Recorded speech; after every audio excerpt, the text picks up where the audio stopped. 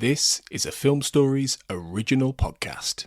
Mother's Day is almost here, and you can get her the most beautiful time-tested gift around.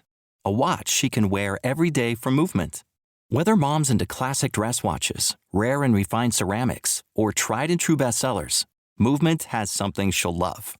And right now you can save big on the best Mother's Day gift ever with up to 50% off site-wide during Movement's Mother's Day sale at mvmt.com.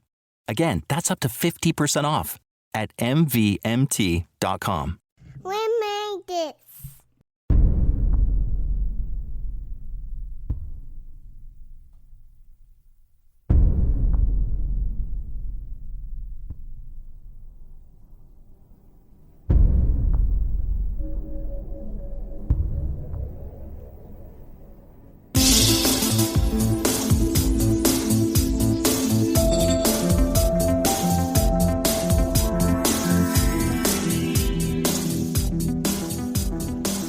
Welcome everyone to the Xcast. The truth is in here. I'm your host Tony Black, and welcome back to I Want to Believe Minute, where we unpick the second X-Files movie 1 minute at a time. Today, helping me to explore minute 2, running from approximately 1 minute exactly as we see the car driving down the road through to 1 minute 59 seconds as we see Father Joe are the whole Xcast team. Carl Sweeney, Sarah Blair, and Kurt North. Hello guys. Hello. Hello. Tony. Hello, guys. Hello. I really thought you were going to bust into some Billy Connolly then, Carl. Kurt. Not yet. Hello! Saving it up. He's waiting. Yeah, he's going to save it. So, before we get into this minute, let's do what we have been doing for the last, certainly in the last minute, and we're going to go through what each of us thinks about Fight the Future in general. So, Sarah, it's your turn this time. So, tell us about your first experience with I Want to Believe, and give it a general thoughts and a rating out of 10. Well, I was very excited, and I had it in my mind the first time that I saw this film that it was going to be, you know, a similar atmosphere to Fight the Future, and it was not. I ended up, I couldn't believe, first of all, that there was no midnight showing. It's like, why aren't they showing it at midnight? This is a big deal. And apparently, I was the only one in town who thought that.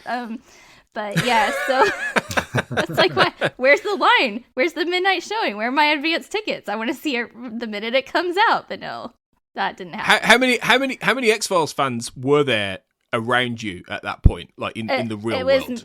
Okay. Well, in the real world, so this was before I was ever on Twitter and before I met all of you. So yeah. It was really just me existing in this world of the X-Files all by myself. And my husband had watched it and been a fan. And that's kind of, you know, how we formed our early relationship back in the day. But he had kind of moved on from that. And but Sarah, remember all those people you invited to your X-Files party? I mean, none of them turned up, true, but you know. Well, that's true. That was in high school, so I had since graduated and moved far away from all of them. So I didn't even have them to try to invite to go with me. So yeah, sad times indeed. So and even where I was teaching at the time, none of my co-teachers and coworkers were even X-Files fan, because I asked them, I was like, do you want to go see the movie with me? It's coming out Friday. Like, I've never seen the X-Files, or, you know, like I watched an episode or two a while back. What? And yeah. And I was like, well, you should come anyway. It's great. It's a great movie. You can see Mulder and Scully. And you're like, I don't know who that is. So, you know, it was just me, excited and happy to be there in the theater with the 4 other viewers who were there. Ah, yeah. Common theme, this. But, not many people. Yeah, it was. But to be fair, I went on a weekday at 10 a.m. So I don't think very many people were there to see films, any of the films at 10 a.m. on a Friday. So, but true. It wasn't like a Saturday night or anything, or a Friday night when everybody was out of work. And, you know, it was just, you know, it was early in the day. Yeah. Daytime. But I think by looking at the box office, I don't think everyone was rushing there on a Friday or a Saturday night either, to be honest. What did you think about the film then at that point? What was your reaction? On the initial first viewing, I remember leaving the theater being very tickled by the extra scene at the end of the credits. I did know about that. I was aware of it, and I stayed. So that was a delight to see, and it left me feeling really happy and excited. But overall, I think I was, like Carl mentioned in the last episode, I was somewhat underwhelmed by it. It definitely was not Fight the Future, and I think that was the high bar that we were all looking forward to. But I did also go into it knowing and expecting a Monster of the Week episode, and I knew that it wasn't going to be the epic mythology that it, Fight the Future was. So I did go in with somewhat, mediocre expectations. Not low expectations, but, medium level of expectations. They weren't quite high, but yeah, I think reasonable expectations. And it met what I was hoping for, because I wanted more Mulder and Scully. I wanted, more Skinner, which we got a little bit of, but not nearly enough in my opinion. So, but yeah, it was good. And I think one of the things that I enjoyed most about it was getting a glimpse into kind of the future of the Bureau, and getting to see other agents that weren't Mulder and Scully, and kind of how things had moved on a little bit, and getting a glimpse into perhaps what this series could have become if it had continued, or things like that. But yeah, and it, like Carl already said, it was beautiful to look at. The music was great. All of those things that he said, I would agree with. Rating out of 10? I mean, well, how do you think about it now? I mean, do you still feel the same way? And what rating would you give it? I think originally I probably would have given it like a 7.5, and now probably about the same, 7.5 or 8.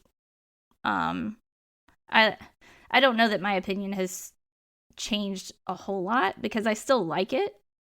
But I think learning about it more and getting to talk about it with other X-Files fans has definitely raised it slightly. But I wasn't disappointed in it to begin with. So yeah, okay, about the same. Good. Thank you for telling us that story. You're welcome. That's good. No, that's good. That's very good. No, cool. Yeah, no, I'm glad you got. What's nice is that you got enough out of it to be happy at the time. Mm-hmm. That is nice. Yeah. Because it wasn't the experience for Carl. Yeah. Without looking ahead, it wasn't the experience for me either, and we'll find out about Kurt next time. But I do remember going to see it, I think, at least once more in the theater. So I definitely saw it at least twice in the theater, maybe 3 times. But I mean, Fight the Future, I saw 9 times in the theater, so it's quite a difference. But wow. Most of those were at the dollar movie, so I only paid $1 for my ticket. So but yeah, wasn't quite the same. Yeah, well, cool. Okay, good stuff. Thanks, Sarah. That's great. Let's talk then about this minute then. So minute 1. A minute 2, but technically the first, from the first minute onwards, and we meet Monica Bannan. We don't know it's her name yet, but she is the lady in the car, and she's played by an actor called Xantha Radley, who appeared in the postmodern Prometheus. I don't know if you guys remember her in that. She was the waitress behind the cafe. She was very funny in that. I liked her character in that. She was funny. Yeah, she's really good. She has quite a distinctive profile, doesn't she, as well? Yeah, she's got that Roman nose, hasn't she? That's really quite prominent. So yeah, so she looks like. I mean, in that, obviously, they sort of paint that whole town as a little bit, carnival-esque, don't they? Really, but here she's playing much more of a normal person, I suppose. But that was a nice and the first of several nice little callbacks to the past and nods to people who've been in the show before. And they said in the commentary, Frank and Chris, they said how they wanted somebody that they thought with her that she's somebody you would both like very quickly and you would remember just maybe because of that profile, maybe because of the performance, although she doesn't get a vast amount to do in terms of dialogue. Yeah. She has to make quite a distinctive impression. So that's why they cast her in this role, apparently so. Yeah, but I suppose an X-File fan might remember her. I think your average moviegoer isn't going to recognise her and therefore isn't primed to think this is a major character. Whereas someone like Billy Connolly, who I think we also see for the first time in this minute, is somebody that people will have an awareness of and therefore is marked out as a major player in the film, isn't he? With her, I think it's going back to what you said, Tony, with the previous episode that, there's that kind of horror iconography going on because we've got the nighttime setting, we've got the weather, we go inside the car with her. All these things are kind of primed, aren't they, to make us fear for her. The dogs barking when she turns the car into her home, etc., etc. Well, speaking of dogs going into the home, that's what I find really fascinating is just how tight that garage is. That makes it feel really claustrophobic because it's like the size of a small car. Yeah. Yeah. Mm-hmm. Well, and speaking of claustrophobic, I don't know. Every time I see that scene where she's driving down the road and all of that with the snow and the woods surrounding it and the snow on the road and all of that, I think of, being in Wisconsin as a kid in the snow in the dark and there's not many lights around and just on these back roads out in the country. And that feels very claustrophobic too, because it's just you and the trees and the snow and it just feels really closed in and all you have are your headlights. It's so creepy. Did you ever have any weird experiences or did you see any weird people like on the road or anything like you see in these kind of horror movies, Sarah? Well, I did live in Hodag country. I don't know if you're familiar with the Hodag, but I remember you telling us about that. I'd never heard that it rings before. a bell. Yeah. Remind us of that, Sarah. The Hodag is a cryptozoological creature that lives in Rhinelander, Wisconsin, and it's got spikes all over and big teeth, and it's a local legend up there. So, and did you ever see the Hodag? I did. I did us. not, but I have visited the Hodag monument outside of the So in Forehead Sweat when Mulder goes out squatching, would it be like I've been out hodagging? You're out hodag. That might have a different connotation in UK. You've gone hodag hunting. Hodag hunting. Going out dagging.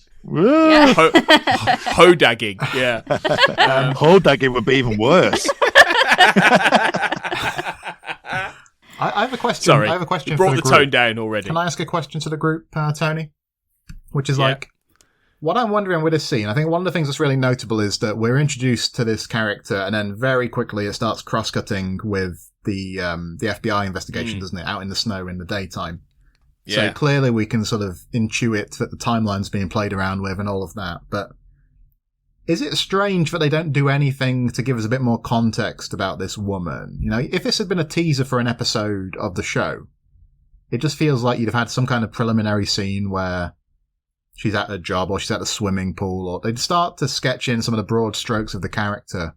Whereas there isn't really anything here, is there, in this sequence? It's very, it's very quickly to the point where she's in the home and is about to be attacked. It's not prolonged in any way. Well, I suppose it feels a little bit more like the point of the scene is what's going on in the ice field, really. And that even though they start with her, like you say, that, we don't have any time to get to know her. It immediately goes into the cross-cutting, which is effective. I think visually effective. It's very interesting. It's quite, like you say, because of the differences in time and, day and night and everything. That's quite evocative.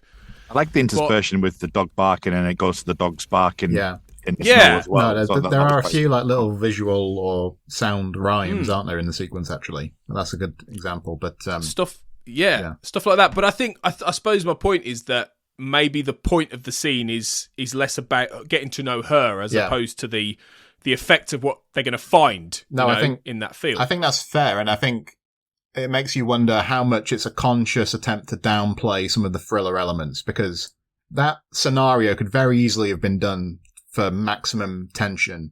And I don't think there's a huge amount of tension in that attack scene, really. And certainly not to the extent that there could have been. And I'm just wondering, how much of it is deliberate, how much of it is not? I think it's an interesting thing to ponder. You see, I don't think I came at it thinking the thriller aspect. I came as it's a complete mystery. The fact that, oh, right, what's happened?